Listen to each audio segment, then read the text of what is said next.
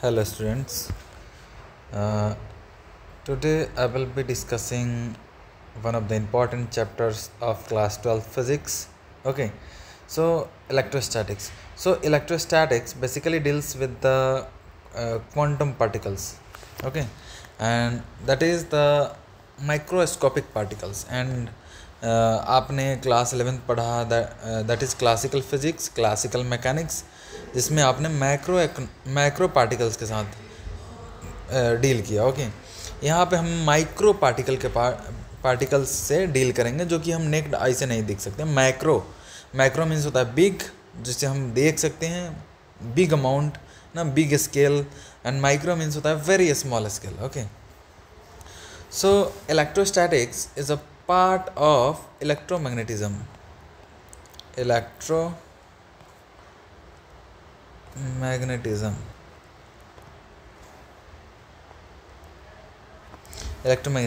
and electromagnetism is a branch of physics.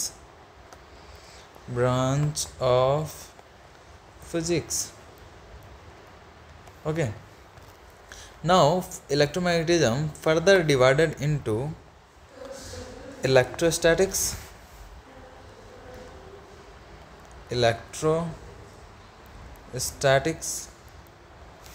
and electrodynamics.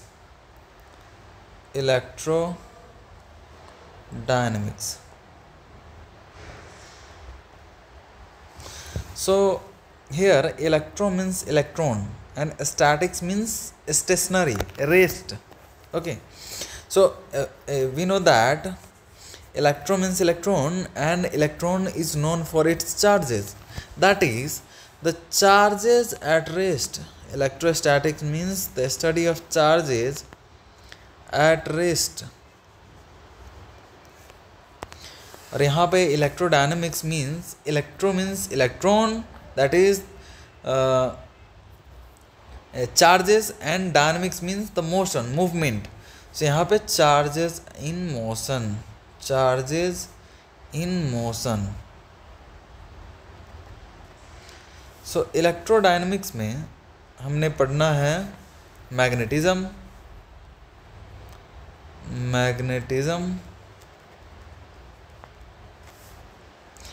After that electromagnetic induction, and then current electricity,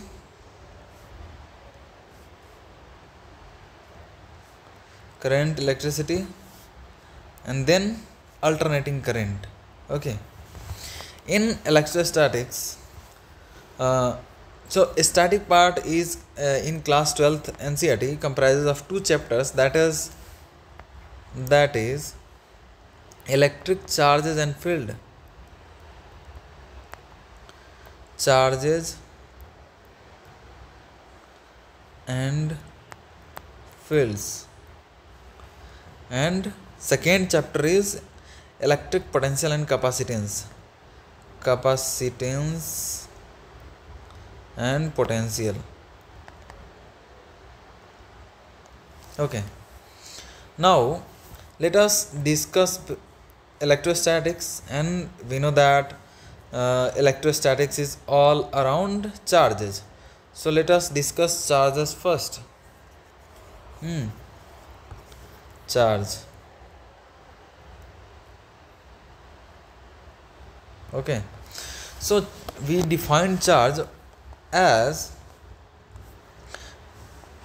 intrinsic property of matter. Intrinsic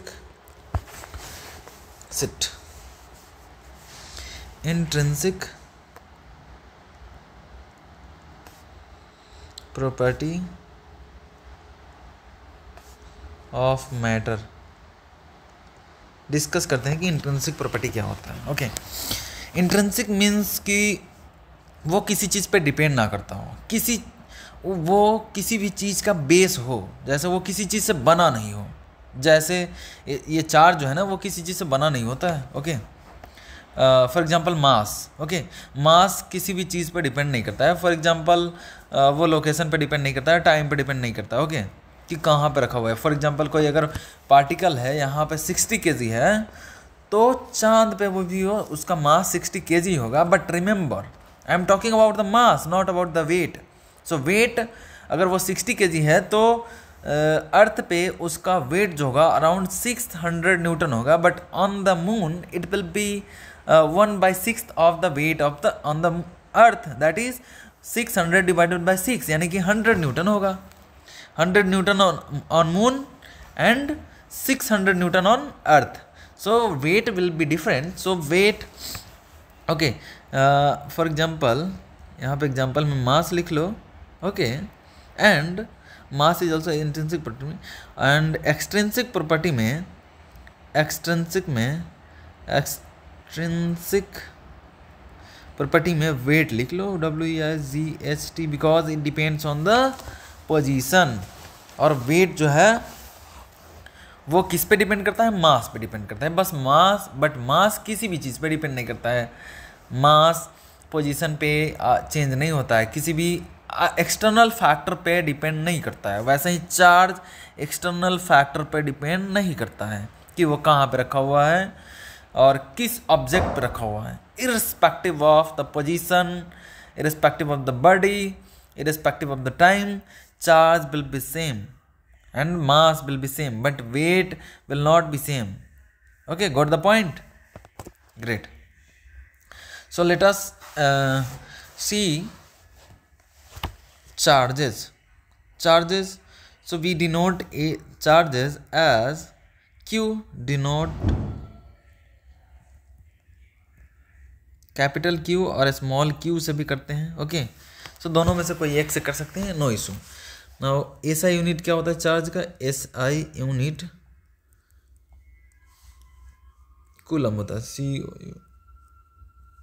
okay, capital C से denote करते हैं generally. ये scalar quantity होता है. Scalar we all you might have aware of scalar and vector quantity. Okay, vector quantity वो होता है जिसमें magnitude, direction as well as वो ट्रायंगल लॉ ऑफ एडिशन को फॉलो करता है. स्केलर क्वांटिटी के पास सिर्फ मैग्नीट्यूड होता है. ओके, अब बहुत होशियार है, आपको पता होगा. ओके, तो चार्ज जो होता है ना बेसिकली 2 टाइप्स का होता है. ओके, नेक्स्ट पेज पे चलते हैं. So charge are basically of 2 types. Charges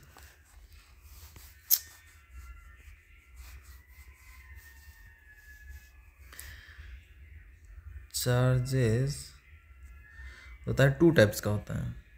first positive charge and then negative charge. Okay,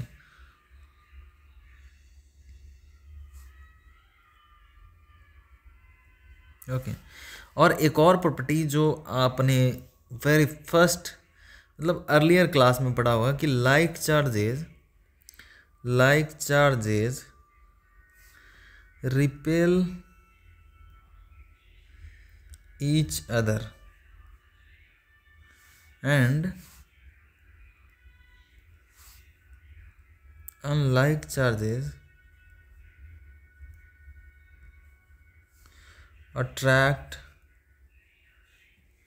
each other. That means like charge means same charge plus Q and plus Q.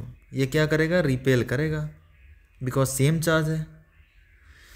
Minus Q and minus Q क्या करेगा? Repel करेगा. Plus Q and minus Q क्या करेगा? Attract each other. And minus Q and plus Q क्या करेगा? Again attract करेगा. What the point? Now let us see some basic difference between mass and charge. Why I am discussing with mass and charge, you will be realizing after I will be discussing the topics like electric force, field and electric potential energy. Then you might be relating, you might find something very interesting कि जो आपने class 11th में gravitation पढ़ा है उससे सारा चीज़ यहाँ पर रिलेट हो रहा है और it will be easy for you. Okay, and very interesting कि सारा चीज़ लगभग चीज़ें हमें रिपीट होती हैं, कॉन्सेप्ट रिपीट होते हैं, फार्मूला जो होता है सिमिलर टाइप का होता है, बस कांस्टेंट चेंज हो जाता है, कॉन्सेप्ट चेंज हो जाता है. ओके, टर्म चेंज होता है, नेम चेंज होता है. Okay, so let us discuss few difference between mass and charges. Mass and charge. Okay. Charge and mass. अच्छा, before that write one note. एक नोट लिख लो. ओके, नोट करके क्या लिखोगे कि चार्जेस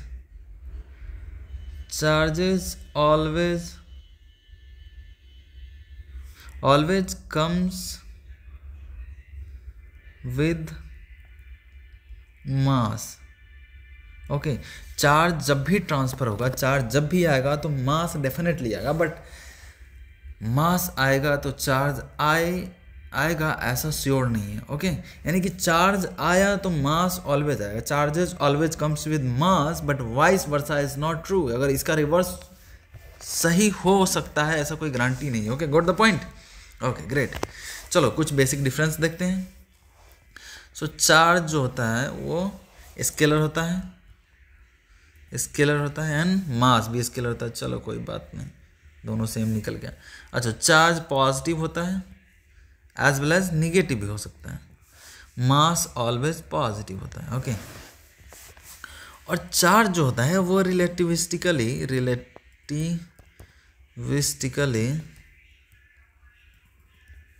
इनवेरिएबल होता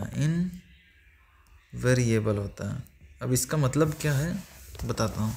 और मास जो होता है वो रिलेटिविस्टिकली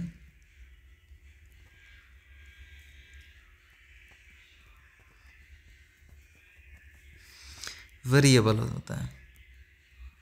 that is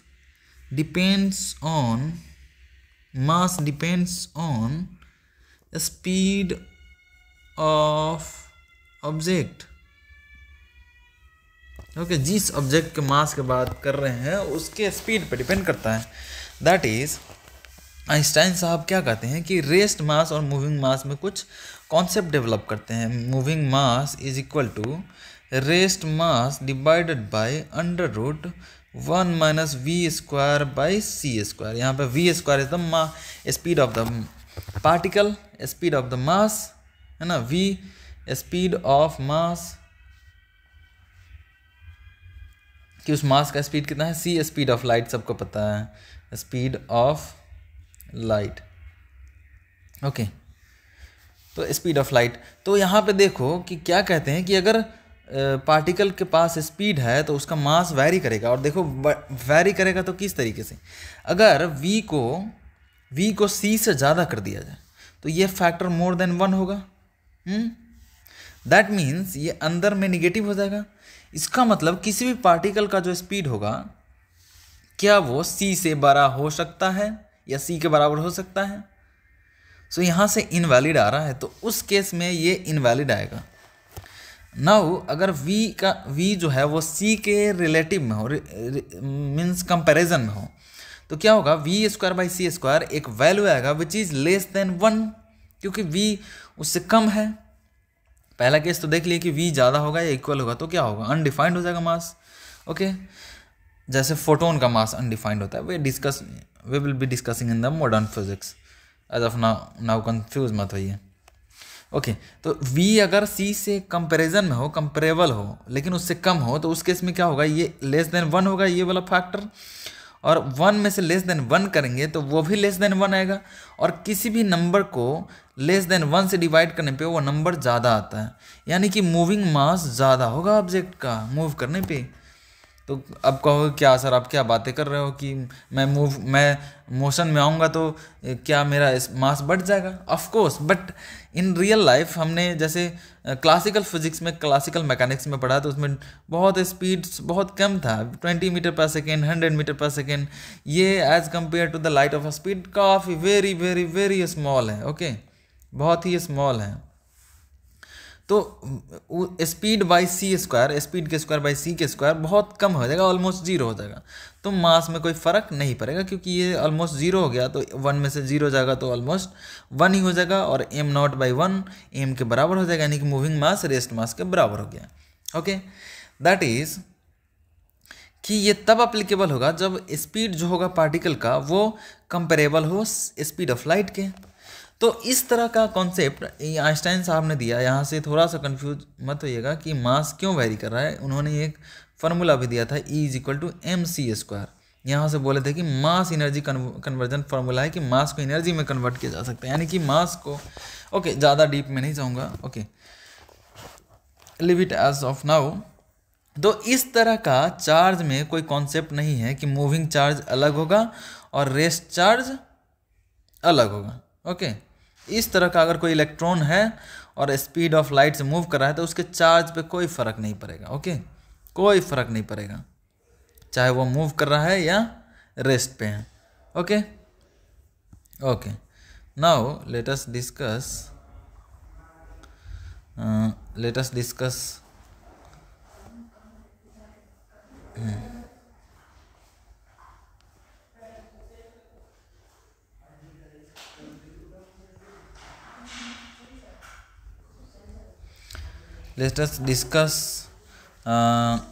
few things, that is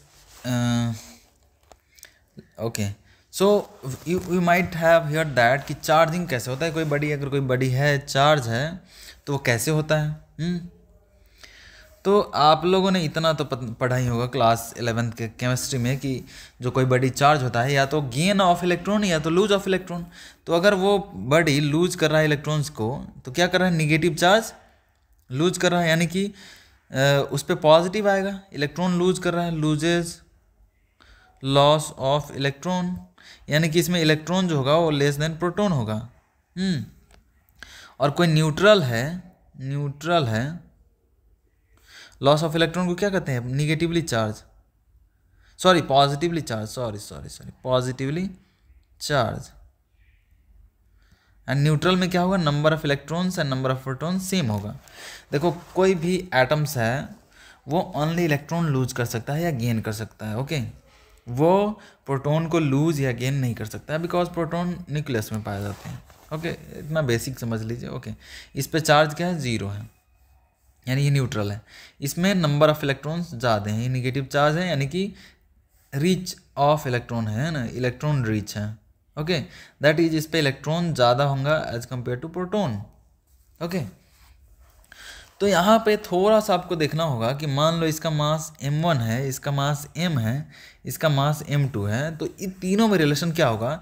देखो पहले ये बॉडी था, इसमें से क्या किए, इलेक्ट्रॉन को माइनस कर दिए, कुछ इलेक्ट्रॉन्स निकाल दिए, और इसमें क्या हुआ कि कुछ इलेक्ट्रॉन्स को ऐड कर दिए, इसमें रिमूव कर दिए इलेक्ट्रॉन को।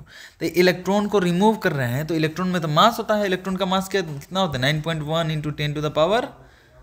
10⁻³ kg। ओके तो कुछ ना कुछ तो मास होता है, यानी कि ये मास था न्यूट्रल, इसमें से कुछ इलेक्ट्रॉन्स को निकाल लिए तो क्या होगा, ये जो मास m1 होगा वो लेस देन m होगा। टू बी करेक्ट ना, क्योंकि इसमें से कुछ इलेक्ट्रॉन निकाल लिए, इलेक्ट्रॉन में मास होता है तो ये पॉजिटिवली चार्ज हो गया और मास थोड़ा सा स्लाइटली कम होगा। ओके m2 का बात करें तो इसमें इलेक्ट्रॉन्स ऐड किए हैं, और इलेक्ट्रॉन ऐड किए हैं एटम में तो वो निगेटिवली चार्ज हुआ है, तो उसमें कुछ मास भी ऐड हुआ, that is m is less than m2। Okay तो ये बेसिक कॉन्सेप्ट था। थोड़ा सा एक और चीज़ देख लेते हैं, कंडक्टर्स एंड इंसुलेटर्स।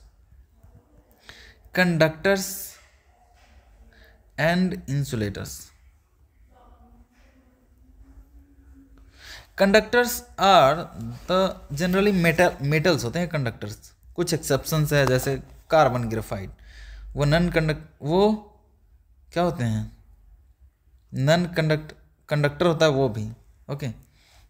ओके तो कंडक्टर्स जो होता है वो क्या होता है, अच्छा कार्बन ग्रेफाइट क्या होता है, एक्चुअली वो नॉन मेटल्स होता है बट कंडक्ट करता है इलेक्ट्रिसिटी, वो कंडक्टर होता है बट वो नॉन मेटल होता है। तो जनरली जो होता है मेटल्स होते हैं कंडक्टर्स, और कंडक्टर्स का क्या प्रॉपर्टी होता है कि ये allow electricity to pass through them. Okay और इंसुलेटर क्या करता है, doesn't allow electricity to pass through them. Okay, for example में क्या आ जाएगा? Plastics, rubber, dry wood etcetera, बहुत सारा हो जाएगा। और इसमें क्या होगा? मेटल्स जैसे copper, silver, iron etcetera. Okay, so थोड़ा सा बेसिक आइडिया दे दिया है कंडक्टर्स क्या होता है। कंडक्टर्स एक्चुअली क्या होता है ना, मेटल्स में जो होता है नंबर ऑफ इलेक्ट्रॉन्स फ्री ज़्यादा होते हैं। ओके, नंबर ऑफ इलेक्ट्रॉन्स ज़्यादा होते हैं फ्री, ताकि वो उसमें अगर पोटेंशियल डिफरेंस थोड़ा सा वोल्टेज दिया जाए तो वो मूव कर जाते हैं, थोड़ा सा एनर्जी दिया जाए तो वो एटम से मूव कर जाते हैं। Okay, so let us discuss. अच्छा, एक और चीज़। Okay, I will discuss in the conduction part. Okay, so let us discuss properties of charge.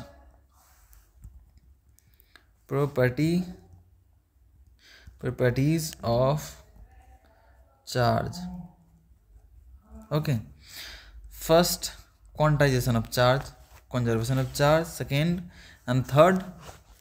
Okay, so let us see first of all conservation of charge.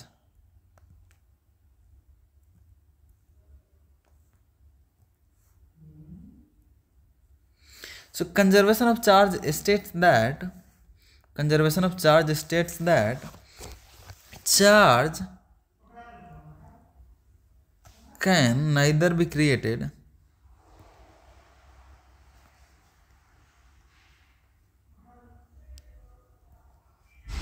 nor be destroyed।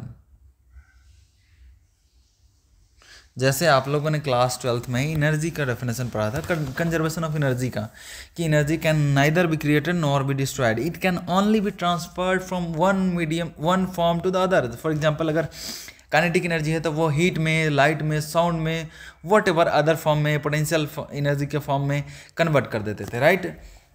वैसे ही but उसका destroy नहीं होता था, हम energy generate नहीं करते थे, create नहीं करते थे। ओके, बस एक फॉर्म से दूसरे फॉर्म में ट्रांसफॉर्म करते थे, मे बी efficiently और non efficiently। Okay, similar to that conservation of charge same बात कहता है कि charge can neither be created nor be destroyed, कि जितना पहले चार्ज था उतना ही बाद में भी होगा। ओके, सो ओवरऑल जो चार्ज होगा वो कंजर्व रहता है। ओके, गॉट द पॉइंट, कि वो ना तो आप क्रिएट कर सकते हैं ना ही डिस्ट्रॉय कर सकते हैं, जितना पहले था उतना भी आज रहेगा। फॉर एग्जाम्पल, हम किसी बॉडी पे चार्ज दे दिए तो कहाँ से दिए हैं?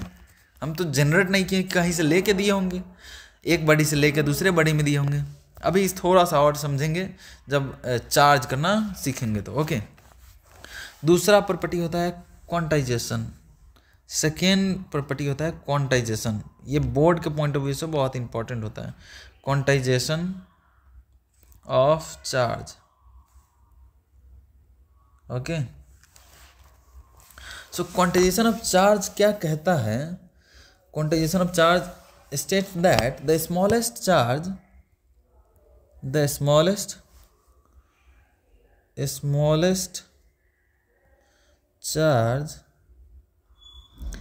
that can be stored on a body is the charge on one electron। What does it mean? और 1 इलेक्ट्रॉन चार्ज कितना होता है? 1.6 इंटू 10⁻⁻19 कूलम। ओके, इसको बोलते हैं फंडामेंटल चार्ज। फंडामेंटल चार्ज और basic unit of charge, basic unit of charge. Okay, that is कि charge का जो बेसिक होगा ना, जो फंडामेंटल होगा यूनिट, वो 1 इलेक्ट्रॉन का चार्ज होगा। दैट इज ये क्वांटाइजेशन ऑफ चार्ज ये कहता है कि charge on anybody always exist in the integral multiple of charge on electron, that is charge on anybody is equal to होगा n plus n into e। यहाँ पे n जो होगा वो इंटीजर होगा। इंटीजर क्या होता है? Plus minus 1 plus minus 2 plus minus 3 and so on. तो चार्ज जो होगा वो क्या हो सकता है? या तो प्लस माइनस ई हो सकता है, comma plus minus 2e plus minus 3e and so on. या तो प्लस में होगा या तो माइनस में। ओके, यानी कि जो चार्ज होगा वो e के मल्टीपल में होगा। इलेक्ट्रॉन्स का जो चार्ज होता है उसके मल्टीपल में होगा। ओके, उसको कहते हैं quantization of charge. That is q जो होगा वो इन द मल्टीपल ऑफ क्या होगा? इलेक्ट्रॉन ऑफ चार्ज के।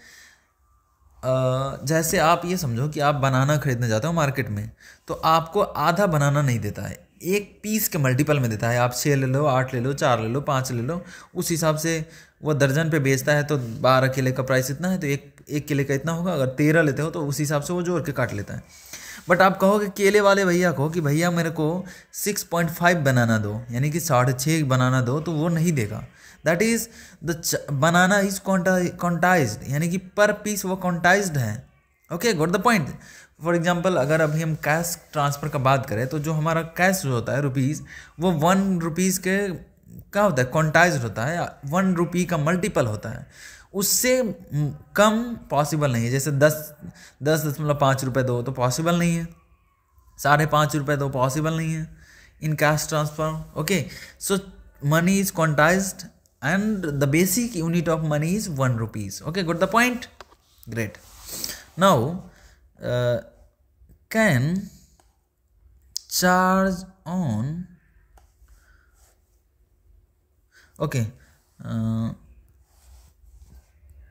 can की जगह पे possible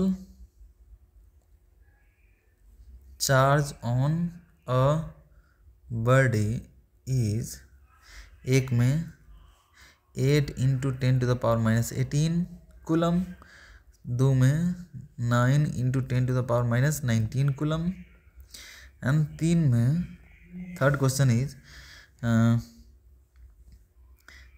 7.2 × 10⁻19 coulomb. Okay, keep it 6.4 × 10⁻। तो आपको पता करना है क्वेश्चन में कि क्या इतना चार्ज किसी बॉडी पे एग्जिस्ट कर सकता है, पॉसिबल है। तो चलो देख लेते हैं। तो चार्ज ऑन एनी बॉडी किस चीज़ से डिनोट करते हैं? कैपिटल क्यू से, और उसको NE लिख सकते हैं, इंटीग्रल मल्टीपल ऑफ इलेक्ट्रॉन। और वो क्या होता है? N × 1.6 × 10⁻19 coulomb. और वो किसके बराबर होगा? पहला का बात करें तो 8 × 10⁻18 कूलम। यहाँ से n जो हो जाएगा वो हो जाएगा 8 × 10⁻18 डिवाइडेड बाय 1.6 × 10⁻19। और ये देखो यहाँ से आ जाएगा 800 डिवाइडेड बाय 16, यानी कि 50 इलेक्ट्रॉन्स। यानी कि ये क्या दे दिया कि इतना चार्ज जो होगा 50 इलेक्ट्रॉन्स अगर हम किसी बॉडी पे रख दें तो इतना चार्ज उस पर डेवलप हो जाएगा। दैट इज यहाँ पे जो n है वो इंटीजर आया। दैट मीन्स कि इलेक्ट्रॉन्स जो है वो इंटीग्रल मल्टीपल में है। दैट इज इतना चार्ज पॉसिबल है किसी बॉडी पे। दूसरा देखते हैं, सेकेंड देखते हैं। Q is equal to N × 1.6 × 10⁻19 coulomb is equal to 9 × 10⁻19 coulomb. यहाँ से देखो 19 10⁻19 कट जाएगा।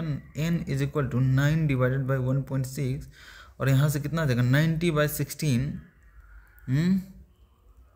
और ये देखो फ्रैक्शन में आ रहा है 16 5 80 एंड 10 फ्रैक्शन में आ रहा है। दैट इज इतना इलेक्ट्रॉन्स तो पॉसिबल नहीं है, हम इलेक्ट्रॉन्स को डिवाइड नहीं कर सकते हैं। Electrons is the basic unit of charge, okay. So electron is the basic unit of charge, we can not divide the electron. So 5.6 electron किसी बॉडी को देना is not possible, that is this much of charge is not possible to transfer from one body to other body. Third का आप as a homework कर लीजिएगा, okay. So try for the third by yourself कि वो अगर n integer आ रहा है तो पॉसिबल है, अदरवाइज नॉट पॉसिबल। ग्रेट। चलो देख लेते हैं कि वे टू चार्ज क्या क्या होता है, कि कितने क्या क्या वेज है जिससे हम बॉडी को चार्ज कर सकते हैं, ओके। तो first is charging by conduction.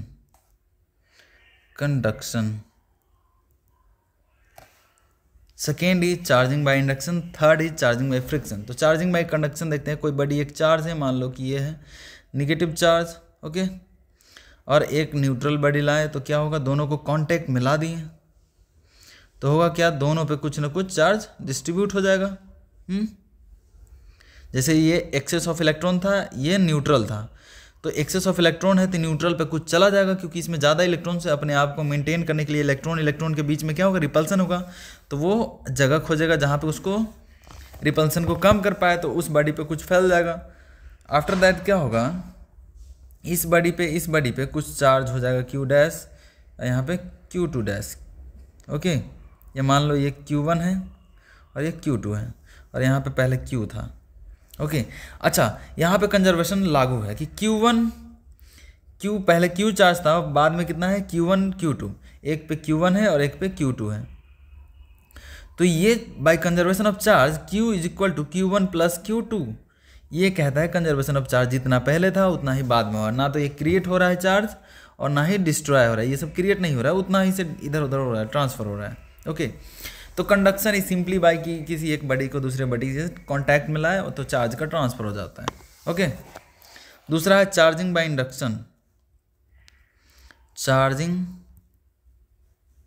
By induction, okay. तो इसमें क्या होता है, किसी एक बॉडी को लाते हैं, मान लो कि ये पॉजिटिव चार्ज है, पिछले बार तो नेगेटिव चार्ज का एग्जांपल ले लिए, मान लो ये पॉजिटिव चार्ज है और इसको लाए न्यूट्रल बॉडी के पास, तो क्या होगा, ये पॉजिटिव चार्ज क्या करेगा, इसको अट्रैक्ट करेगा, इसमें इलेक्ट्रॉन्स होंगे, है ना, बहुत सारे इलेक्ट्रॉन्स होंगे, प्रोटॉन होगा, न्यूक्लियस होगा, तो प्रोटॉन तो भैया मूव करने वाला है नहीं, कौन मूव करता है, इलेक्ट्रॉन्स, क्या, तो इलेक्ट्रॉन्स मूव करता है, तो पॉजिटिव चार्ज को कौन अट्रैक्ट करेगा, इलेक्ट्रॉन, राइट, क्योंकि like charge repel and unlike charge attract. तो ये प्लस है तो इधर माइनस वाला अट्रैक्ट होगा, और प्लस वाला रिपेल होगा, यानी कि यहाँ पे कुछ इस टाइप का सीन हो जाएगा। किस टाइप का सीन हो जाएगा भैया, तो इस टाइप का सीन हो जाएगा।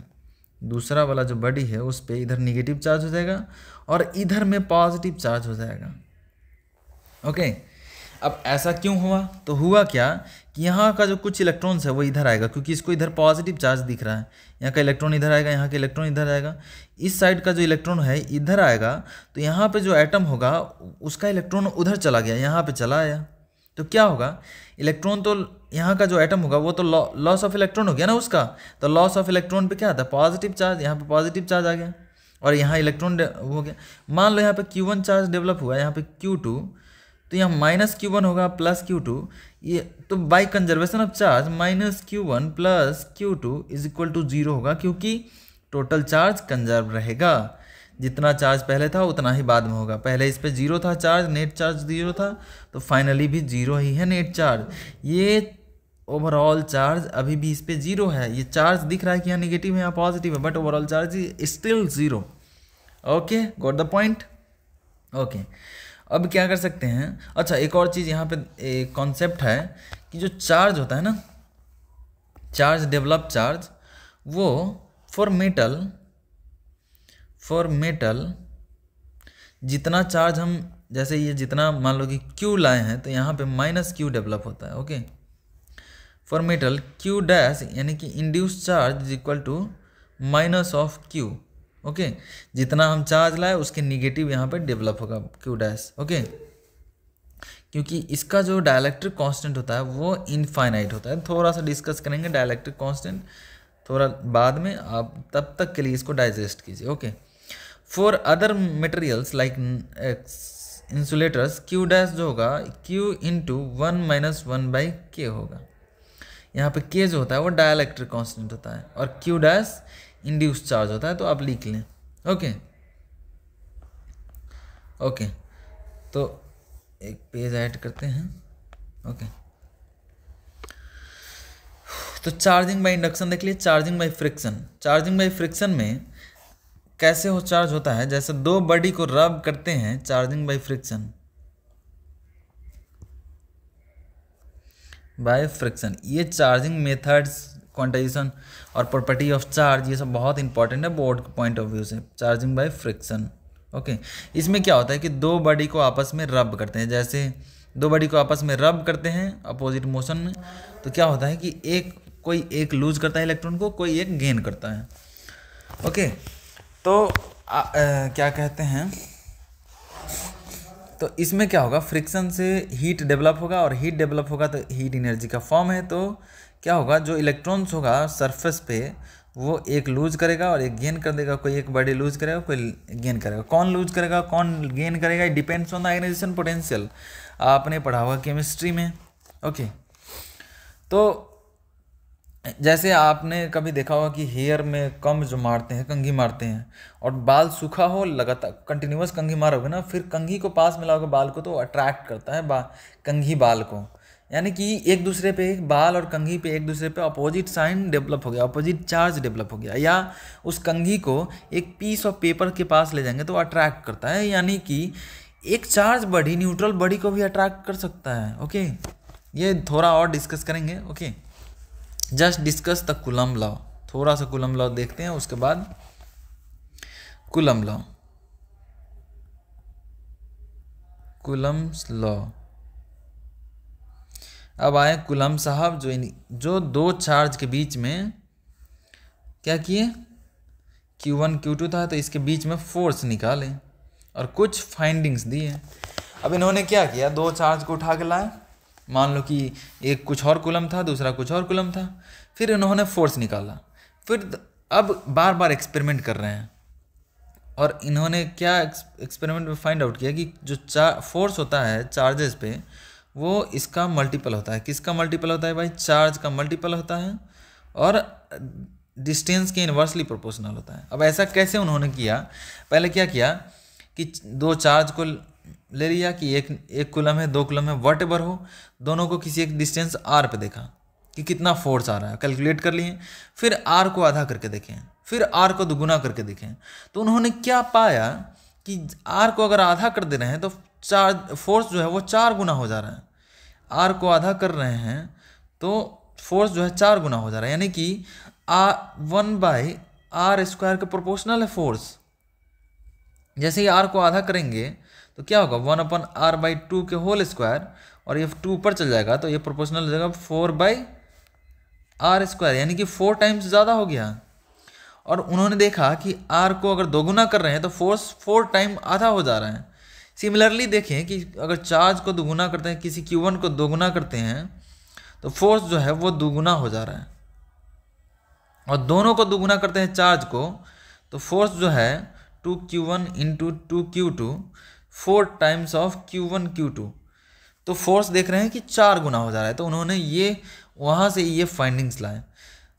Those things, the other things I will be discussing later on. Okay, so जय हिंद। आपको कोई डाउट है तो प्लीज़ बताइएगा।